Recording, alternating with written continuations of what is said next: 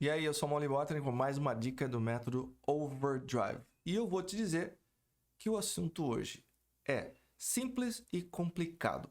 Já vou explicar. Hoje a gente vai falar do verbo haver. Simples porque ele é muito fácil. Complicado porque os brasileiros têm muito problema com ele. Eu imagino que é porque ele não é ensinado direito. Se você tem problemas com o verbo haver, hoje seus problemas acabam.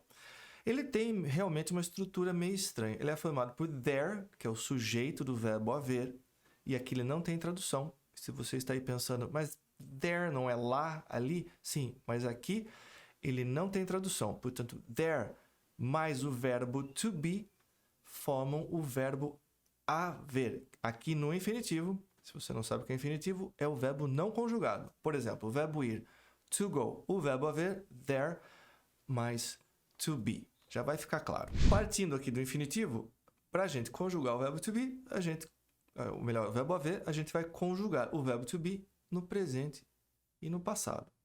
Lembrando, o sujeito é sempre there. Vamos lá, singular e presente. There is, há.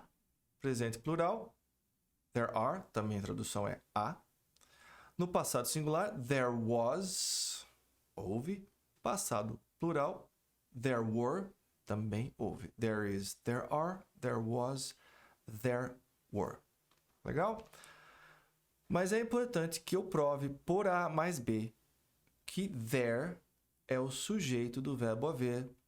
Ele não tem tradução. Veja a frase. Ela é médica, o verbo to be, no caso aqui ser. She is a doctor. Olha lá, a frase não é interrogativa, portanto, o sujeito vem antes do verbo to be. Veja a frase abaixo. Há um problema. There is a problem.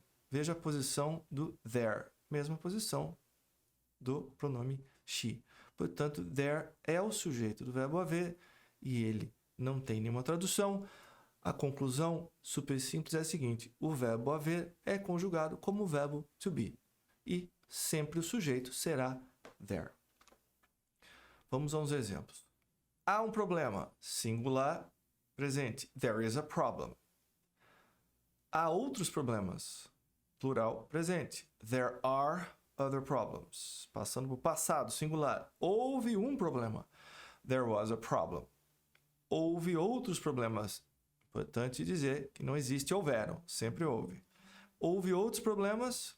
Plural passado. There were other problems. É só você estudar um pouquinho, revisar isso aqui. Nunca mais você erra. Possíveis traduções das conjugações do verbo haver no presente. E no presente só há duas. Há, houver. Tanto para there is quanto para there are. There is a problem, a gente já acabou de ver, né? Há um problema. Acrescentando se. If there is a problem, se há ou se houver um problema. When, acrescentando quando. When there is a problem, quando houver um problema. No plural, there are problems. Há problemas. Acrescentando se. If there are problems, se há ou se houver problemas. Com quando. When there are problems, quando há ou quando houver problemas. No passado, 3 possibilidades.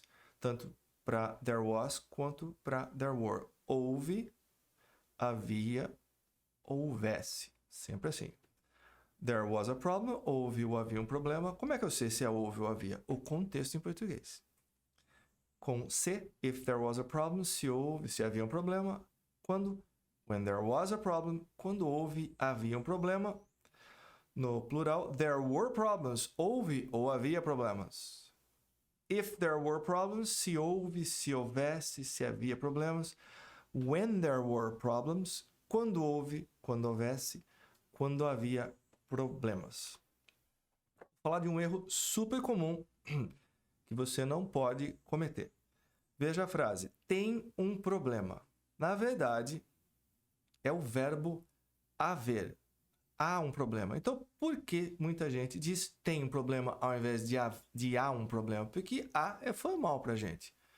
Eu não digo para um amigo meu, há uma festa hoje. Eu digo, tem uma festa hoje. Então, o que você precisa fazer é substituir, desconfiar, até que você assimile e acostume. Posso trocar tem por há? Tem um problema, há um problema. Sim, funcionou. Então, é o verbo haver. vai evitar que você diga algo como isso aqui. Muita gente diz have a problem, usando o verbo ter. Have a problem é imperativo. Imperativo é usado para dar ordens, fazer pedidos. Veja uma frase comum. Have a nice day. Tenha um bom dia. Então, se você começa com have, a tradução fica tenha. Portanto, se eu disser have a problem, as pessoas vão entender tenha um problema. Ninguém quer ter problema. Então, essa frase já não vai fazer muito sucesso. E está errada. É o verbo haver. Além de ser traduzido coloquialmente como ter, também pode ser traduzido como existir. Veja o exemplo. There is an option. Há uma opção. Mas eu quero ser mais informal. Tem uma opção. Ou existe uma opção. Então, pode ser traduzido também como existe. Só que existe o verbo existir. Então, vamos ver a diferença de haver e existir. Existe um programa para isso.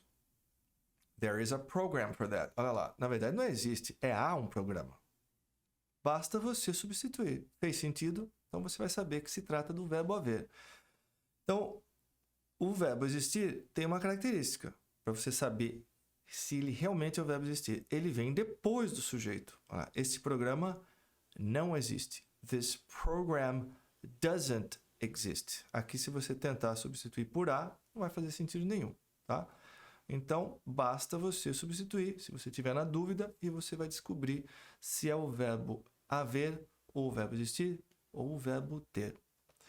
Revisando, há um problema, there is a problem. Há outros problemas, there are other problems.